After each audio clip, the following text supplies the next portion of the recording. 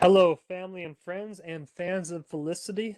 Today is May 1st, 2026, and this is Felicity's NICU update on her journey.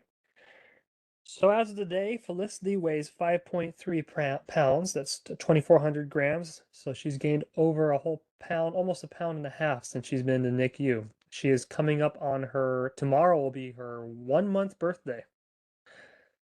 Very exciting. 1 whole month in the NICU, 1 whole month of our lives being, well, 5 weeks really, since Lauren got admitted to the hospital. 5 weeks of our life being turned upside down and not really having a home life, living at the hospital. But it has been going really well, and I've been really pleased with the care we have been receiving. The major milestone that she hit in this week was she has now graduated from her isolette, little um, alien-like incubator pod, and now she is sleeping in a bassinet.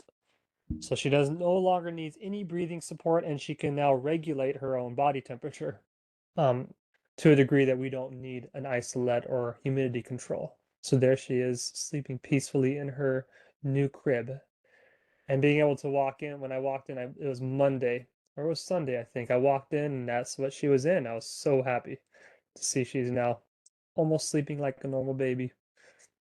There's some more cuteness for you guys. Now, this little euphoria only lasted for about a couple days, about one day. She got moved into a bassinet. And then the following day, Kootenai got a massive surge of babies. A lot of pregnant moms were coming in. And a lot of those babies that were born were premature, so much so that the NICU was completely overfilled. They were having to double up on rooms and kick babies out, and they were even having to turn mothers away who were in labor to other hospitals. Kootenai is not big enough for the population surge that we've been getting here in Coeur d'Alene, which is a good thing. That means a lot of younger families are able to find a way to live up here, despite the crazy higher cost of living up here in North Idaho. It's promising to see young people moving into the area. It's going to be a bit promising to see a better world, or Felicity will have friends as she gets older. But with that, she got moved into we got kicked out of the NICU, not discharged, but transferred to a different unit. And we got transferred to the pediatric unit, in which we had to share a bedroom with another preemie baby. And so you can see I'm not really happy in that photo, and I'm tired and I'm grumpy because we had to share a super small space with another family.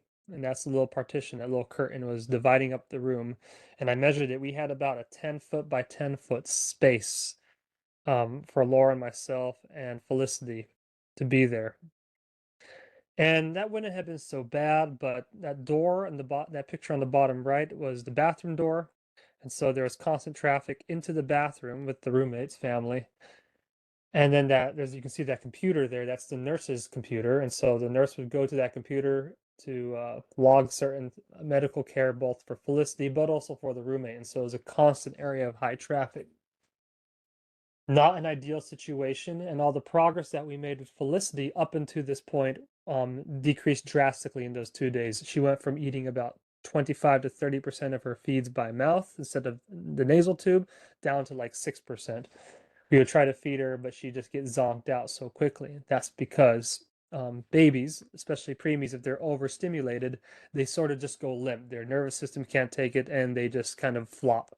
And that was occurring a lot. We were trying to feed her, too much stimulation with both the traffic going back and forth, um, the conversations that were occurring just behind that curtain, very just too noisy and overstimulating. And I documented that and brought it up to the doctors and occupational therapists, and they were really good at, especially the OT at Kootenai. She was really good at advocating for us because she noticed a decrease in Felicity's progress. And as soon as the pediatrics room opened up, another one, we were able to get transferred.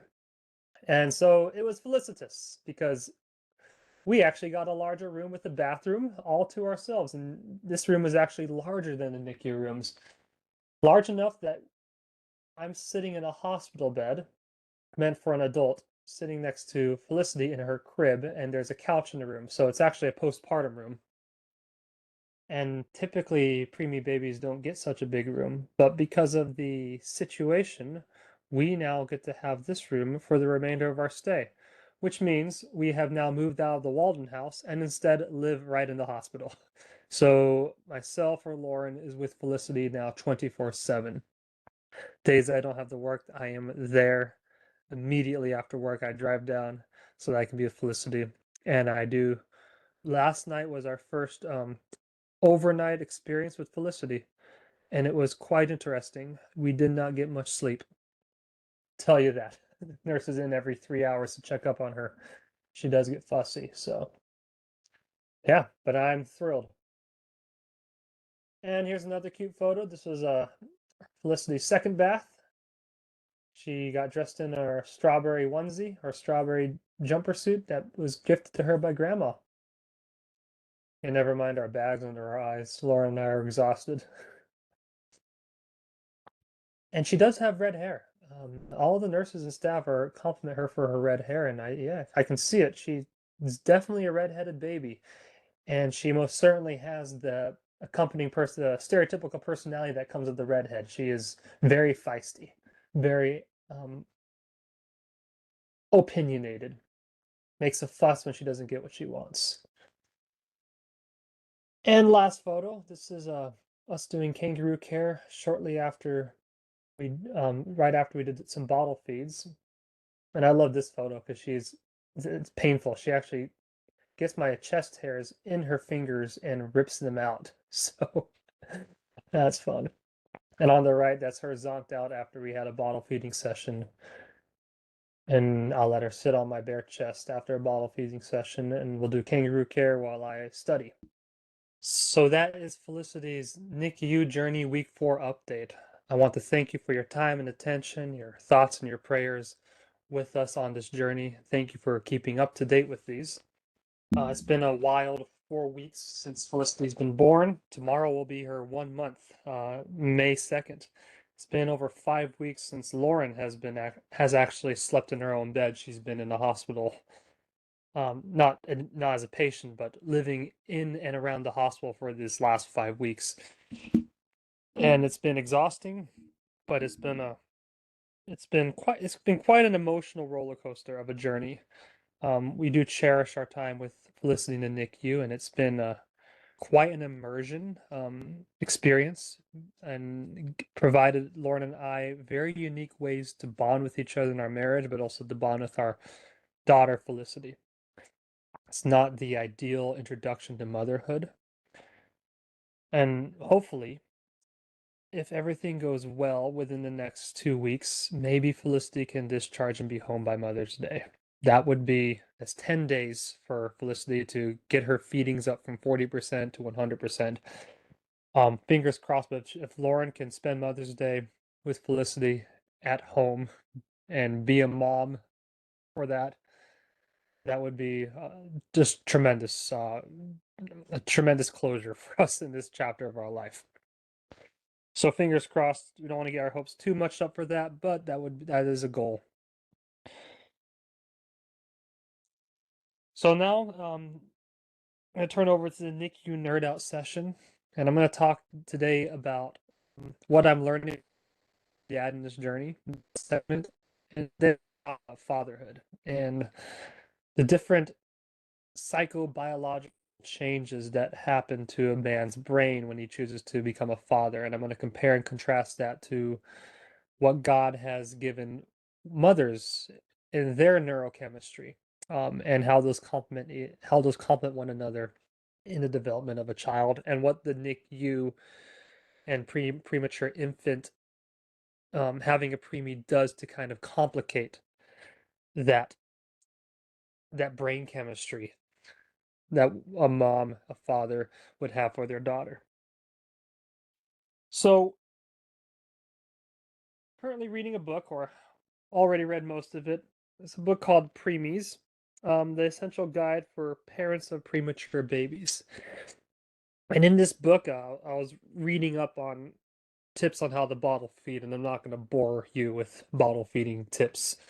But in the section right after bottle feeding, there is an entire section on fathering your preemie, how to be a father in the NICU, which I found really helpful and motivating, this section, because most advice that's given, most books that have been written on premature infants are predominantly written to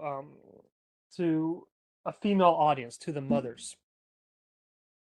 So there's not many resources for dads, but dads are also very important on this journey as well, and their contributions, their how they can help is important. But because lack of those resources, because of lack of those resources, a lot of fathers will report feeling rather useless and almost impotent in the face of chaos. Uh, in with their helpless daughter or their helpless baby. So I find any advice on that deeply beneficial. Anyways, so I read this and I found it really impactful.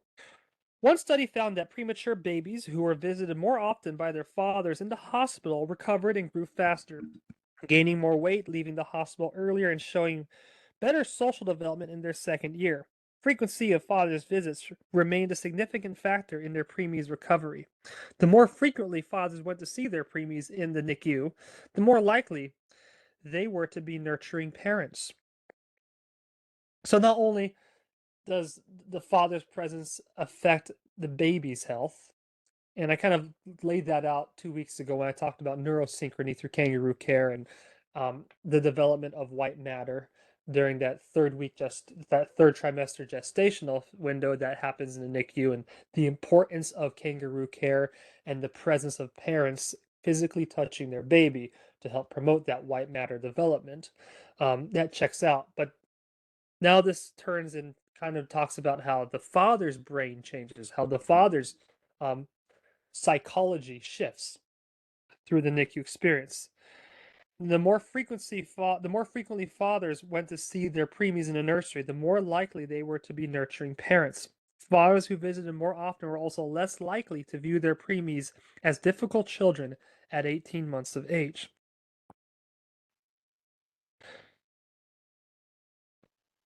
Fathers, research has shown that fathers of preemies tend to be more involved than fathers of full-term infants, devoting a larger share of their time to the care of their offsprings at 1, 5, and 18 months. Several studies have also found that fathers of premature babies were actually more responsive to their infants than fathers of term babies. And this was a longitudinal study done by Harrison 1996, where they followed these babies and their family dynamics, and they held for socioeconomic status and race and culture and all of that. And what they found across the board is that fathers of premature infants were more involved throughout the children's life. And so something about um, the NICU journey does change the father in a way that make them more involved. And I found that very interesting. And here's the second point. Interestingly, fathers of premature infants tended to be more appropriately responsive to their babies than preterm mothers were. And that was a study also done by Harrison a little earlier in 1990, where they compared term and preterm infants. And what that study showed is, yeah, the mothers, the fathers were more attuned to their preemie babies than the mothers were. Um, and that's a question that stuck out to me. And so that this book left me with two questions. Why are fathers of premature infants more involved throughout life?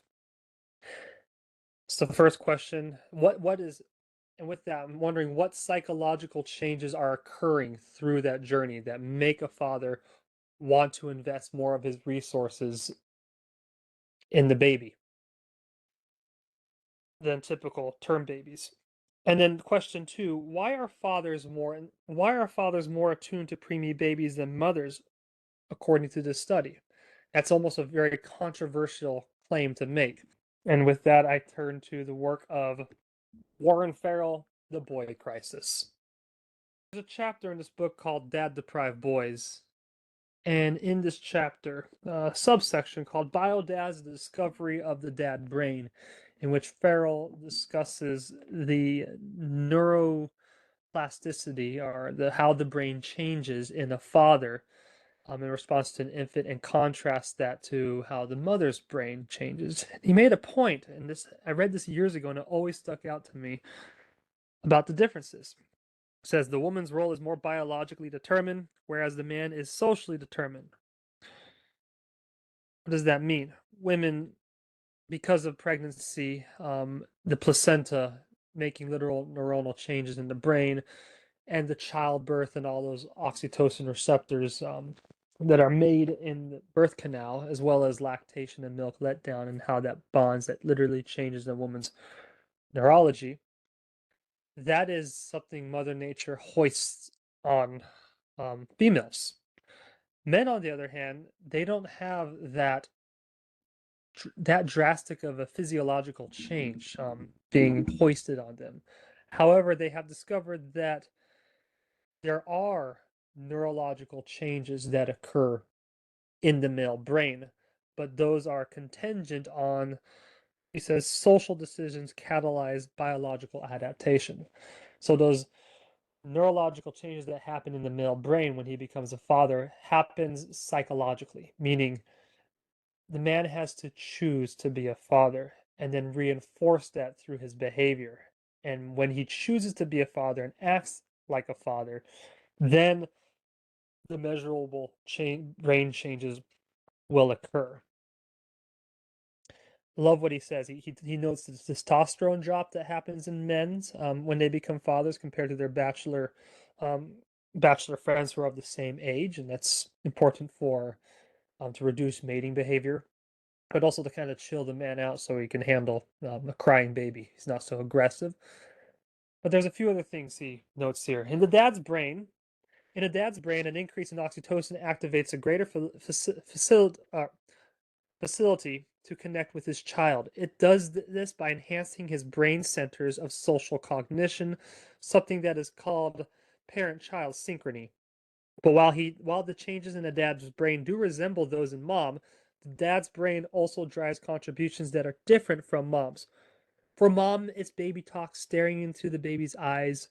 For dad, it's playful touch and behavior, physically moving the baby and introducing the baby to new objects. When dad's brains and hormones when do dad's brain and hormone adaptation occurs most fully? When the mother is not in the picture. When a dad is hands-on, his neurological and hormonal systems adapt to his new role. We have long theorized that women's brains and hormones, and particularly the adaptations that occur during pregnancy, combine to create the maternal instinct. We now see that a hands-on dad also fairly quickly develops both a dad brain and parental hormones, or a parental instinct.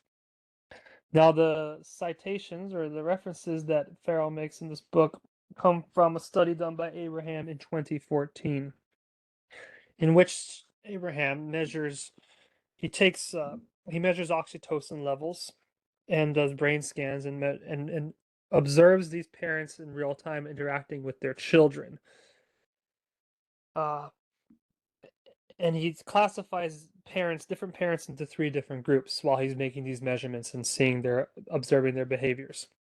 There's the mothers, then there are the secondary caregiving fathers.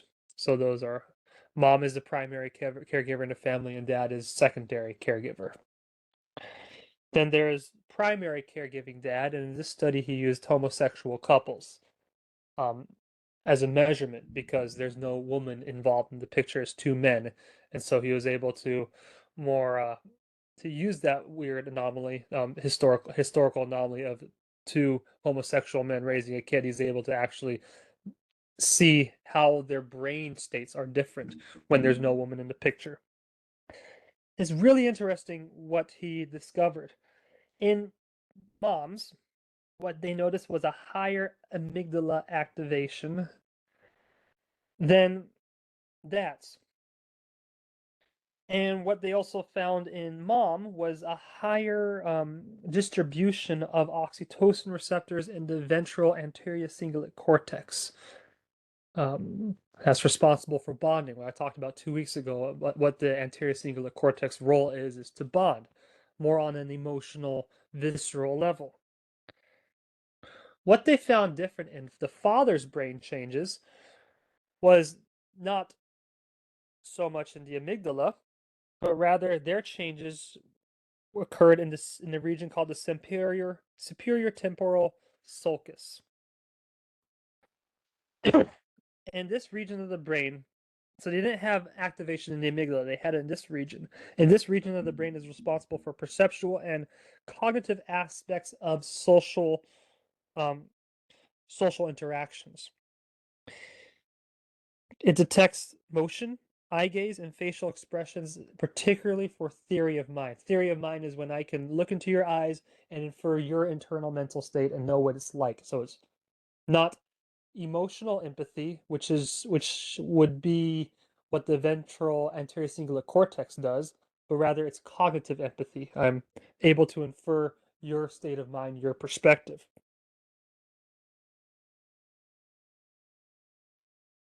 And then the third group of the homosexual couples, two men, this was very interesting. They called them primary caregivers, and what they found was there was both the increase in the superior temporal sulcus, just like the secondary caregiving fathers, but in respects to that, there was also a higher connectivity in the STS and the amygdala.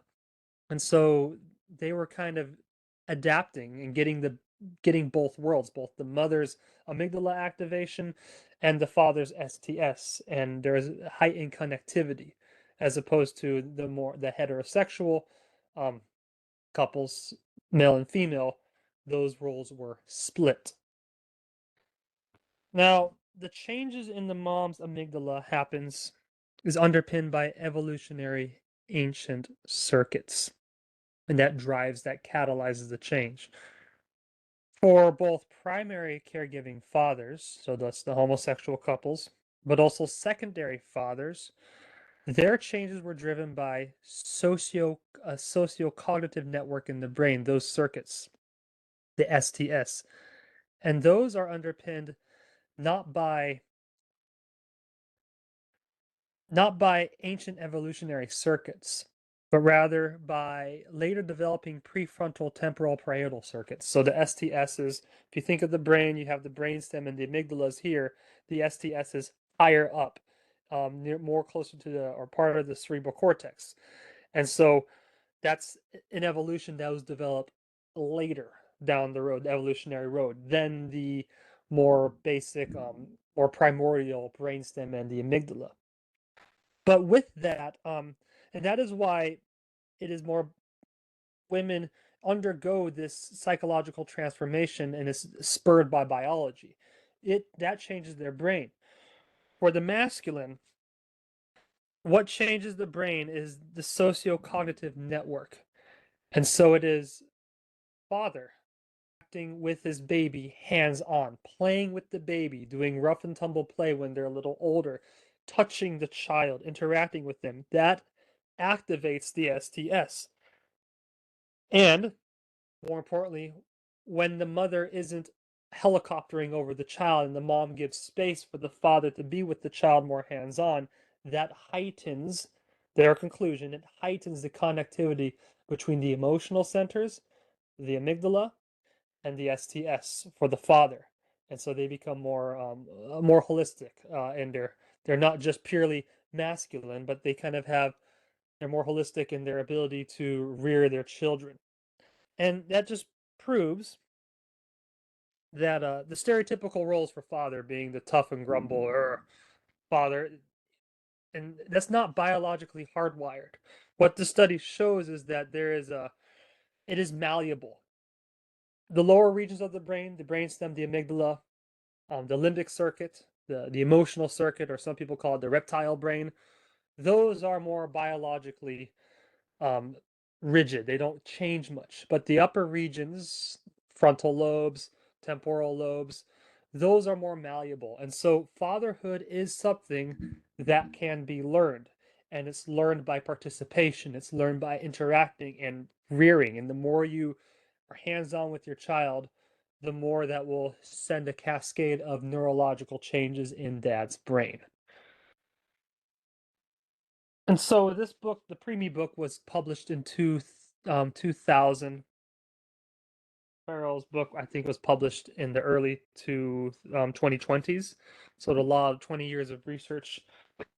And so the author in this book doesn't quite know why fathers of preemies are more engaged 5 months, 6 months, 18 months, several years down the road in their child's life. But I think it'd be safe to conclude, or at least the research points to, that when the father of a preemie is put in a situation where he has to engage more with the child and become more hands-on, perhaps because mom is recovering from a C-section, you're in a NICU environment, and so it's highly stressed, and you have to be not just hands-on, but also cognitively solving unique and novel problems for your baby. That will bond you to them, and it's going to heighten your bond. And if mom is too sick to care for the baby, the father, with his neuroplasticity, can engage hands-on with that child, and that will spur bonding, and that will just heighten the connectivity, both in dad's brain and with the child. So I think that is why um, preemie fathers in the longitudinal study have shown to be more involved, connected, and bonded. So the second question that arose from the Preemie book was, why are fathers more properly attuned or calibrated to the responses of preemie infants than mothers, according to the Harrison 1990 study? Um, and that can be construed as a very controversial statement to make, but I wanted to ask the question, or wanted to know why that is the case. And so again, in Farrell's book, in the citations he makes in that same chapter of the dad brain, he cites this study by Rajhan, 2019. Studies called It Takes Two, where he measures the brain changes in both first-time mothers and fathers, and measures both the changes in functional activity as well as structural changes that occur in the brain. And so the first was, I'll kind of go through this. In mothers, there is oxytocin, increase in oxytocin and prolactin, and those are for bonding and nurturing. But there's a surprising rise in testosterone as well, and that can be associated with vigilance, protective and vigilant maternal behavior, um, which is the opposite of men. So they both, they have a decrease in testosterone. They still have the same oxytocin, prolactin hormonal changes that lead to more nurturing and bonding behavior, but they have a decrease in testosterone, as I mentioned earlier, to take that edge off, as well as an increase in vasopressin, as I mentioned in my second week update, talking about prairie voles and how vasopressin is the territorial hormone, where you start to see that person who you're bonded with as part of your territory or property. Better say, or what is proper to you. So it's also that protective hormone, but it's calibrated, or you might say, balanced out from a lower decrease in testosterone. So you're not just a rah macho boy anymore, but you're a man who has to care for his family, and so you don't go out. You have a more wisdom in how to defend your tribe and protect your family. You're not trying to prove yourself as someone high in testosterone would. So those are the two hormonal changes in the sexes. So in mothers, there is a increase of activation of the amygdala, and that's responsible for emotional processing, vigilance, threat detection, and rapid emotional bonding. Helps mother quickly detect infant distress and responds with nurturing and soothing. So the amygdala is responsible for that. Not so present, or not present at all, in males. They don't have that. Unless you're a primary caregiving father, then you have more connectivity as we between the amygdala and your higher regions of the brain, as discussed in the previous study. There is also an increase in the nucleus accumbens, NACC. What is that? That's the reward and motivation center. It makes caregiving feel intrinsically rewarding and drives wanting to care for the babies. I think I discussed in second week update the distribution of oxytocin in mothers who do a lot of licking and grooming in the Preemie studies, and they had a higher concentration of oxytocin in the nucleus accumbens area. And in line with what I talked about, the ventral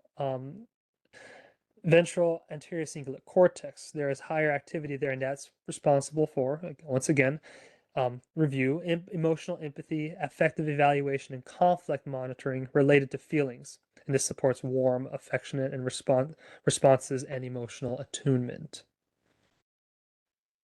Now, the fathers they don't have structural changes. Functional activity changes in the ventral anterior cingulate cortex. So that's the mother's, that's down here.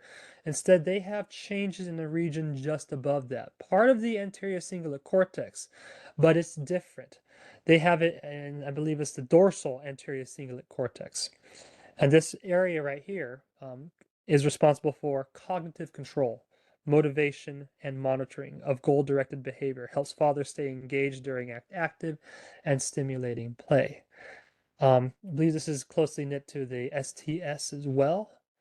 Uh, yeah, the STS as well. And so this is more cognitive empathy as opposed to the ventral anterior cingulate cortex, which is more emotional empathy. Two different forms of empathy. This is triggered once again, is activated during stimulating play. It's very active. This region of the anterior cingulate cortex as opposed to the ventral, which is more feeling. And so those are the difference in male and female in respects to the anterior cingulate cortex. A few other changes that also occur, more functional activity changes, is the medial prefrontal cortex. That does not change in mom, but it changes in dad. So what does the medial prefrontal cortex do? It's mentalizing. It's the theory of mind. That's why it's connected to the anterior cingulate cortex. It has that cognitive empathy. But it understands the baby's mental states and intentions, key for interpreting infants' signals and planning playful interactions. Um, now I want to talk about the structural changes. Two different changes occur. So the mother's structural changes and the father's, they both undergo changes in the orbital frontal cortex. However, for the mother, there's an increase in volume, as opposed to the father, there's a decrease. And the increase, the increase in the orbital frontal cortex helps mom. It's structural, and it makes decision-making, reward valuation, regulation of social emotional behavior. Volume increases better mothers to better evaluate and respond to infant cues, as opposed to the father's, his emotional valuation region right here, that decreases. Um, this shift reflects a move away from the purely emotional valuation towards more cognitive exploratory processes. So this emotional center goes down in men, but to compensate, this medial prefrontal cortex goes up. So once again, the feminine, more emotional valuation, the masculine, more cognitive valuation for a baby. And so what those results is in affectionate and warm maternal behavior for mom, and stimulatory and exploratory play, paternal behavior from dad. And that is all crucial because the baby needs both the male and the female, father and mother. They're going to develop properly. So, why does that answer my question or inquiry into why fathers are more responsive to a premature infant's cues than a mother? That's because in the NICU, here's my theory on this, is that you're in a very unnatural environment. If the baby was born 50, 60 years earlier, that baby would not have made it. They would have been deemed a weakling. and they would have been left to die. But now, because of modern medicine and the miraculous technology that we have, we're able to gestate these infants outside of the womb. But because of that, it's not natural, meaning that it requires technological intervention. It requires rationality and reason, medical expertise and knowledge to bring this child to full term. And that's not natural. As I mentioned before, like certain things you would instinctively want to do to a baby to caress the baby's face, that would be overstimulating to a baby. But that's such a natural instinct for moms to want to do to the baby. And when the mom gives birth and has a baby, that amygdala is activated. All of these emotional limbic circuits of the brain are all fired to connect to your baby in a way that's instinctually natural. However, in the NICU, you're not in a natural environment, and acting on those instinctual impulses can actually be detrimental to a preemie's neurological development. And so you'll actually need to bond with your child, not with the amygdala region of your brain, but with the ventral anterior cingulate cortex, because you got to take perspective of how the baby is responding. And that's not emotional, you are cognitively. There's a cognitive component in preemie care to know how to respond. There's the medial prefrontal cortex.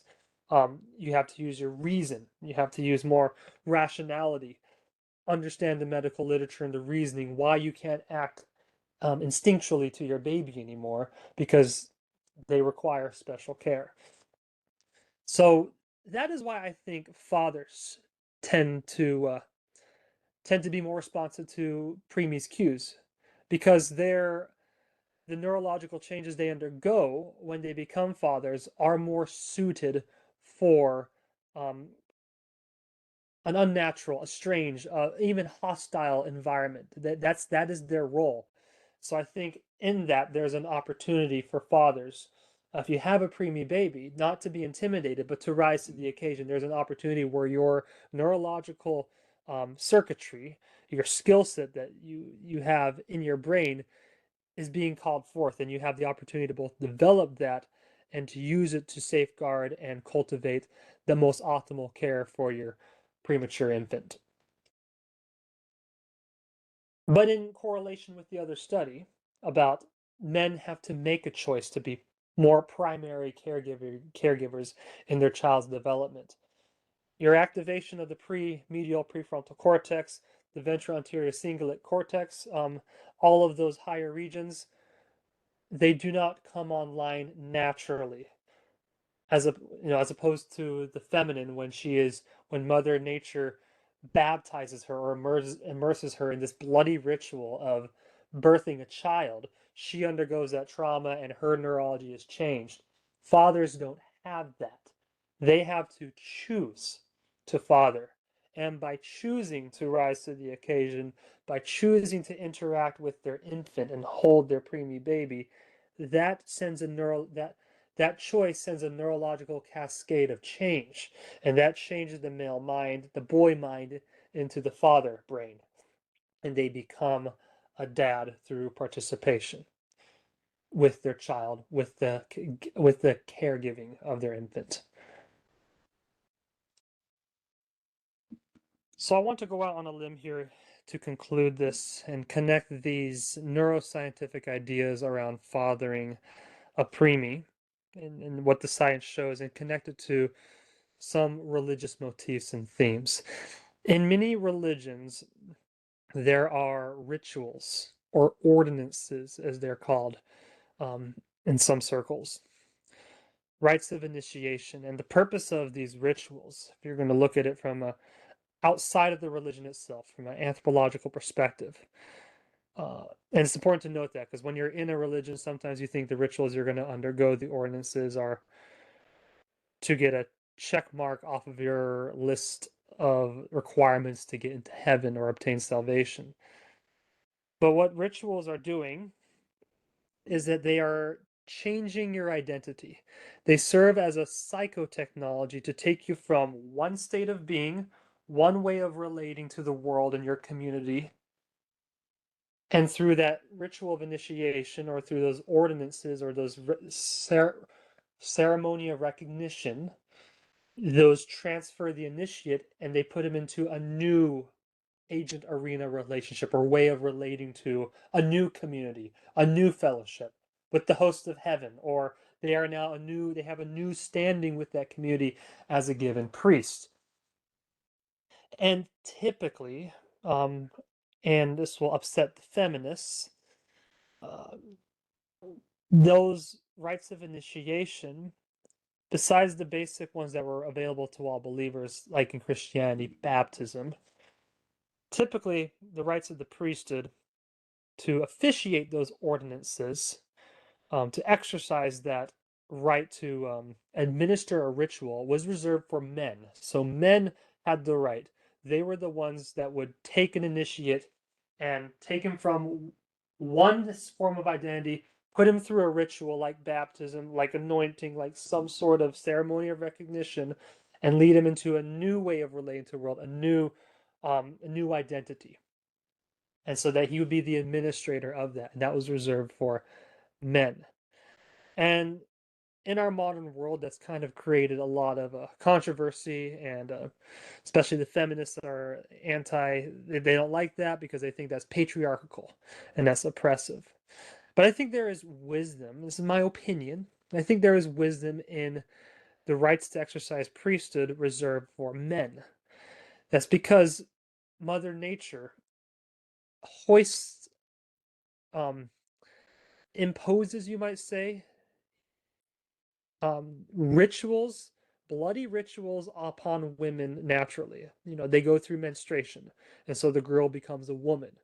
Then the woman has a baby, and there's blood involved in that ritual as well through the birthing, and she becomes a mother. And then later on in life, she enters into a more matriarchal role, postmenopause. That also involves blood as well. And so Mother Nature has built into the female's biology through ancient circuits these ways for women to transform their identity. Now, Mother Nature does not provide that for men. Culture has to provide that for men.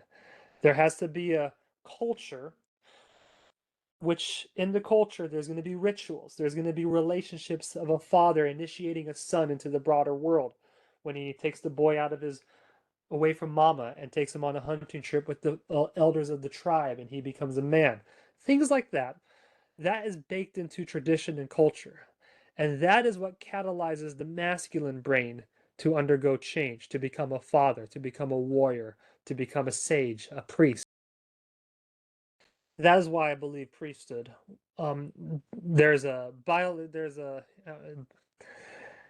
It's not patriarchy being pulled over the masses, but rather there is perhaps a biological explanation why men need priesthood, need rituals. Um, those rites of initiation is so that they can undergo and be catalyzed into a transformative relationship with their family, with their community. And leads to another thing about fathering and the hands-on and the service. I talked in 2 videos ago about vasopressin and changing the male when he sacrifices sacrifices to his child and is hands-on to his child. Then that creates a bond between him and the child. Then I mentioned the Hebrew origins for the word sacrifice, meaning korban, which means to draw near unto. And so a lot of religious circles abuse their religious authorities, and priests in positions of authority will abuse that standing with the community and engage in all sorts of sexual deviancy and power plays and misuse of finances, and that kind of taints what the priest should be.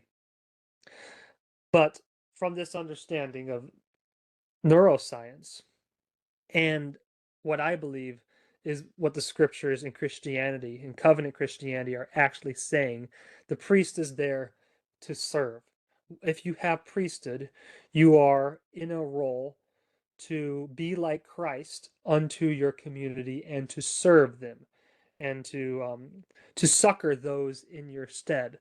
and that's a way different sort of understanding of service and priesthood and authority and connection with heaven is compared to what the argument atheists will make against those who abuse their religious authority. That's why I think it's no coincidence that the way these neurological cascades occur in men is through, for fathers, is the serving, is the caring for, the hands-on approach with their child to really love them. Love, it literally transforms the mind into the image of, I think, Christ, who is the ultimate father. I want to leave off with some statistics on father involvement. This is from the chapter Rediscovering Dad in the Boy Crisis. I think this is really applicable. Poses the question, when does dad begin to matter? Dads matter at preconception for health. The dad's preconception diet may be as important as the mom's. For example, inadequate vitamin B9, folates found in leafy green vegetables, damaged sperm, and results in a 30% increase in birth defects, skeletal abnormalities such as spine deformities. At birth, for adaptability, the more frequent a father visits the hospital of an infant who is prematurely born, the more quickly the infant leaves the hospital, and the better the infant's social, personal development and ability to adapt. Birth to first grade and IQ. The more interaction a boy has with his dad before 6 months, the higher his mental competence. By first grade, boys and girls raised in families with fathers had significantly higher IQ scores than those with absent fathers. First 6 months for trust. The more contact infants have with their dads before 6 months of age, the greater their ability to trust others. It's Bowlby's attachment theory for you. First 2 years for positive behavior. When dad has positive contact with his children during the first 2 years, the children have fewer signs of uncontrolled and unwanted behavior. Dads and moms have equal amount of positive engagement with daughters. Dads have more than moms with their sons. Between 18 and 24 months for regulating aggression. Roughhousing, done much more frequently with dads, helps regulate both males and females' toddlers' aggression, but especially helps male toddlers control their testosterone-induced aggression by imprinting their left brain circuits. And then preschool for psychological health. 80% of preschool children admitted as psychiatric patients in 2 New Orleans hospitals came from homes without fathers. Similar percentages of psychiatric patients emerged among dad-deprived children in Canada, South Africa, and Finland from preschoolers through teens. So, thank you for listening to this NICU Nerd-out. It's a bit long-winded and I'm all over the place. But I hope it made sense to me the importance of fatherhood and that it is a choice and you have to practice it to be a dad. It's not as natural as it is for the mothers to be mothers. But with that, we don't live in a natural world. We live in a very chaotic, topsy-turvy world. And father's presence, his ability to exercise priesthood, if I'm using religious language, but also his ability to engage his medial prefrontal cortex and his ventral anterior cingulate cortex. Sorry, no, dorsal anterior cingulate cortex is needed for that baby's development, and starts premature. It starts in the womb. So, some lessons I learned as a preemie dad this week. Thank you for listening and for hearing my thoughts out. God bless you, and hopefully next update will be close to discharging. God bless.